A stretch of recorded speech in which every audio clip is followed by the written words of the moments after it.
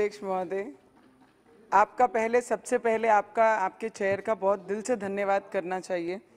Climate change पर सदन में इस पे चर्चा लाकर सभी पूरे देश में ग्लोबली जो चेंजेस आ रहे हैं क्लाइमेट में, उसके ऊपर चर्चा करनी बहुत ज़रूरी है। पर्यावरण की समस्या इन दिनों चिंता का विषय है। पोल्यूशन में हो रही बढ़ावट और ओजोन लेयर के कम होने से वर्ल्ड में एनवायरनमेंट को लेकर सभी देश चिंता है। ये मानव जीवन के लिए बहुत बड़ा खतरा है। हर दिन पृथ्वी का तापमान बढ़ रहा है। सूर्य की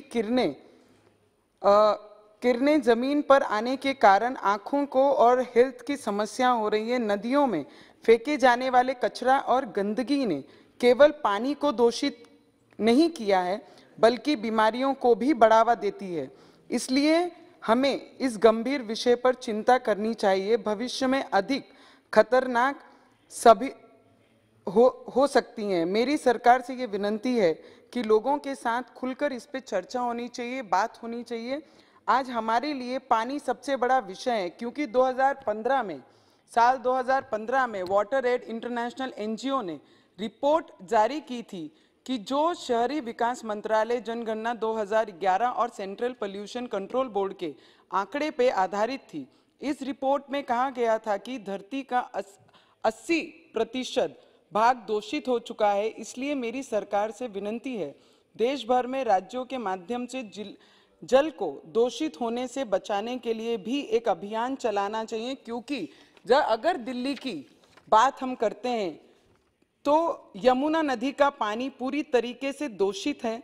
इंसान तो दूर, पशु पक्षियों के पीने के लायक भी नहीं है। और मुंबई के शहर की मीठी नदी जो शहर के बीचों बीच बहती है, कचरा और गंदगी से भारी है, जिसकी सफाई के नाम पर बीएमसी करोड़ों रुपए का खर्च दिखाती है और उसमें भ्रष्टाचार करती है। इसके लिए भी इस पे भी हमें बात करके इस पे कुछ ना कुछ सल्यूशन लाना चाहिए। मध्य प्रदेश और महाराष्ट्र में एयर क्वालिटी काफ़ी तेजी से खराब हो रहा है। दिल्ली दुनिया के सबसे ज़्यादा प्रदूषित शहर में शामिल है। दिल्ली देश की राजधानी है, जहां पर पार्लियामेंट और बड़े बड़े अधिकारी ऑफिसेस सब यहाँ पर हैं।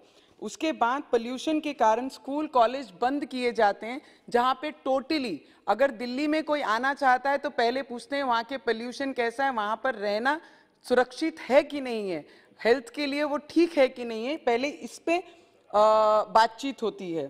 तो मुंबई की बात करें तो एयर क्वालिटी में भारी गिरावट हुई। मुंबई के बीकेसी के एवरेज एयर क्वालिटी इंडेक्स 202 तक पहुंच गई थी, जो सबसे खराब स्थिति है। जबकि एयर क्वालिटी इंडेक्स यदि 100-200 के बीच रहती है तो एयर क्वालिटी एवरेज मानी जाती है। इस गंभीर विषय पर भी केंद्र सरकार ने संबंधित मंत्रालय को ध्यान देना चाहिए।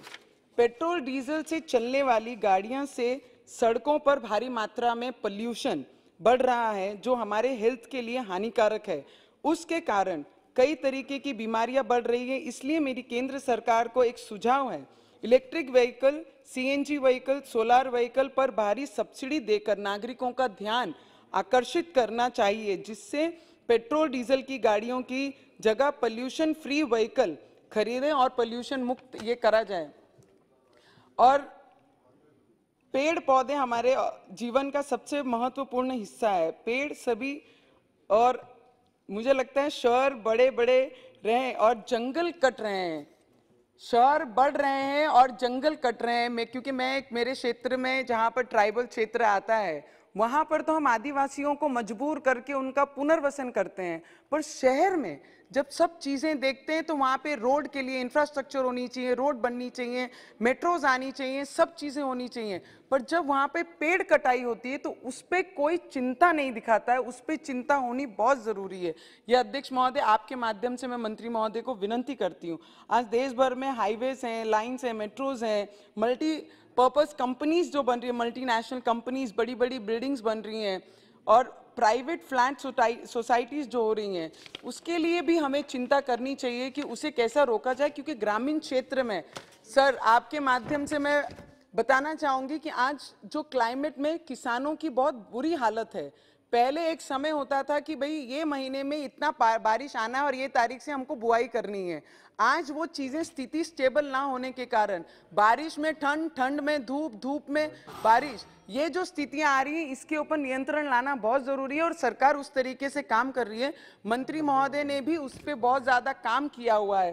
पर मैं आपसे मांग करना चाहूंगी, राष्ट्रीय स्वच्छ गंगा मिशन माध्यम से मोदी सरकार ने बीते 7 वर्षों में बेहतर कार्य किया है। उसी तरह से मेरे आपके माध्यम से सरकार से निवेदन है, गांव-गांव को जोड़ने वाले नालों की स्वच्छता के लिए भी एक अभियान देश भर में राज्यों के साथ एकजुट होकर चलाने चाहिए, जिससे नगर और शहर की तहत ही गांव भी स्वच्छ हो और सुंदर हो सके।